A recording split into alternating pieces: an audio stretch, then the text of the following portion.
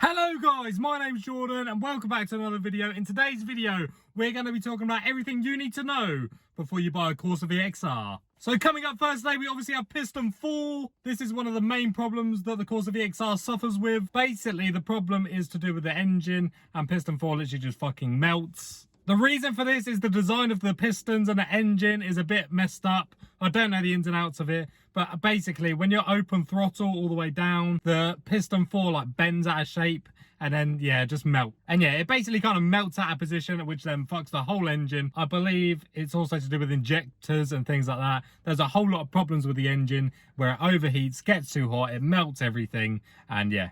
Apparently, you can resolve this issue by getting uprated injectors, which a lot of people have done. I haven't done it myself, but you have to get these mapped in if this is something you are looking at. So, you know, get yourself a sneaky little stage one while you're at it. That is one of the main problems with Piston 4. You can't remap this car on standard internals, really, because it's already pushing the maximum amount that it can push, which is why you hear a lot of horror stories about people that have just blown their cars up. Most of the time, this is basically because of the people that drive them, young fucking idiots that rag them everywhere. Don't warm them up, don't cool them down, don't do anything with them to look after them.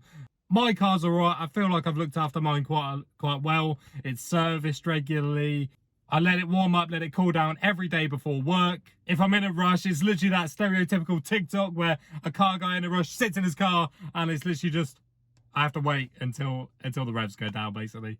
I never drive this car if I get in it and the idle revs are above 10,000.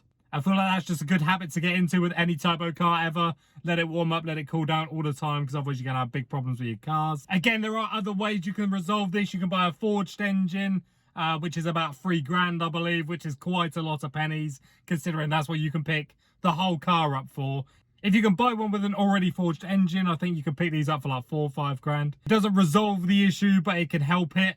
It's a little bit of peace of mind as well. So like when I put my foot down in this car, I'm always worrying, oh fuck, the engine's gonna blow up, oh fuck, the engine's gonna blow up. And it's literally just that thing in the back of my head that tells me all the time that, you know, this car, it could blow up any minute now. Thank fuck my car hasn't at the moment. Touch wood, hopefully it doesn't blow up when I go to my dad's in a minute. But yeah, after you get over the piston 4 issue and that little thing in the back of your head, is a very, very fun car to drive. Bashing it around B roads is literally one of the funnest things to do. Again, going back to like the manufacturer and this car being absolutely made of chocolate everywhere.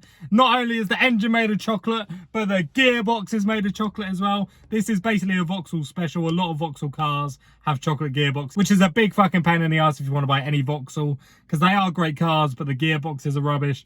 The engines aren't brilliant. I struggled to just say the word engines then, so I'm going to put that in and let you know how much of a fucking idiot I am. So yeah, bashing this car from first, second to third. If you do that over and over and over again, you're basically going to need a new gearbox within like 10,000 miles. It's absolutely mental how they let this car come out of the factory and it be so bad.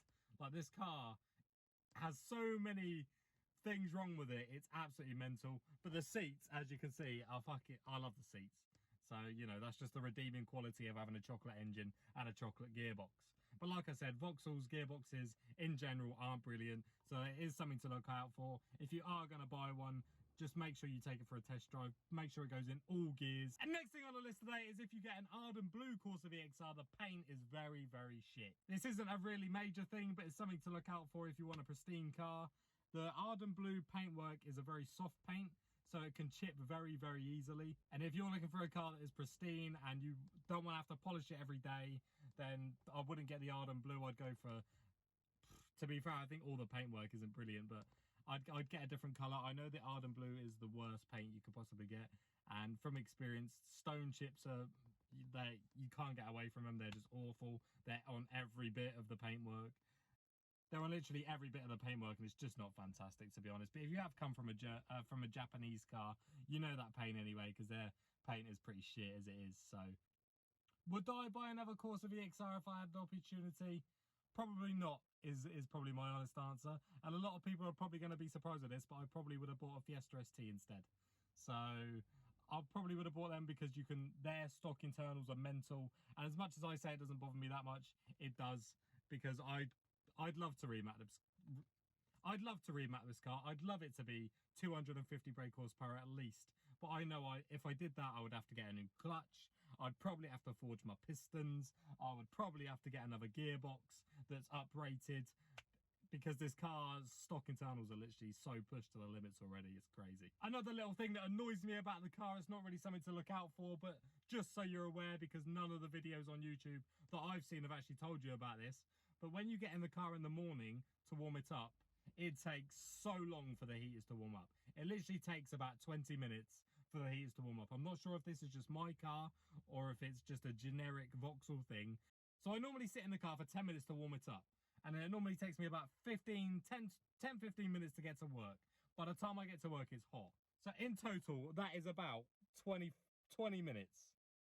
Another thing to look out for, because I definitely know the types of people that want these cars. They're boy racers. They want to listen to their tunes. The speakers in this car are okay, but if you turn up the bass too much, you can blow them up, as I have done before. So that passenger one down there, I absolutely blew it to smithereens, which was not good. I had to replace it with another standard one because I couldn't be asked to pay any more money.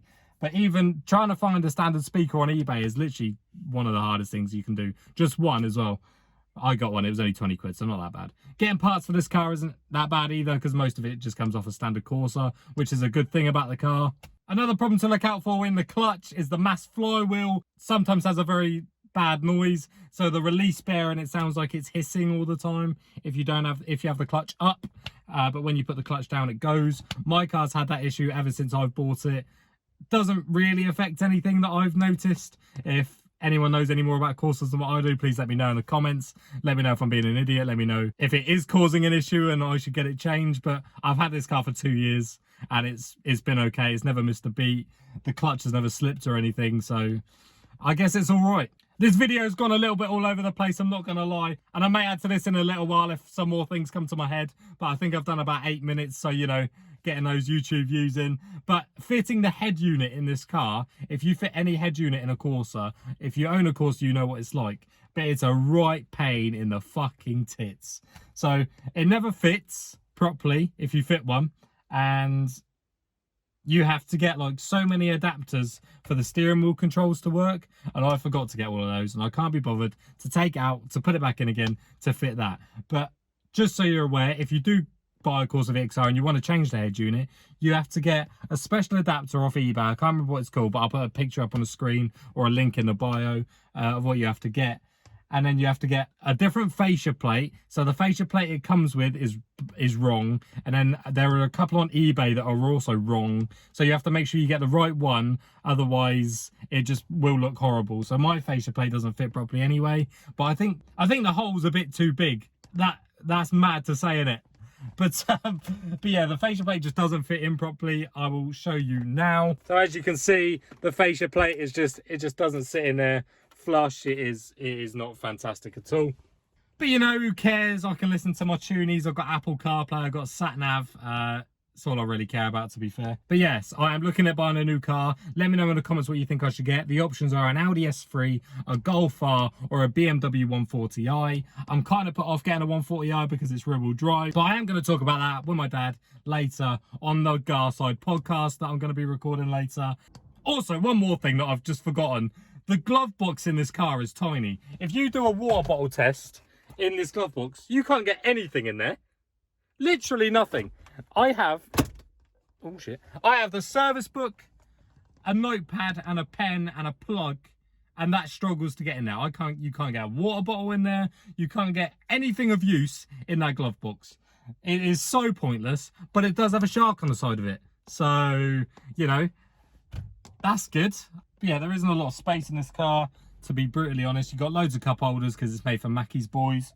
Apart from that, you know, we move.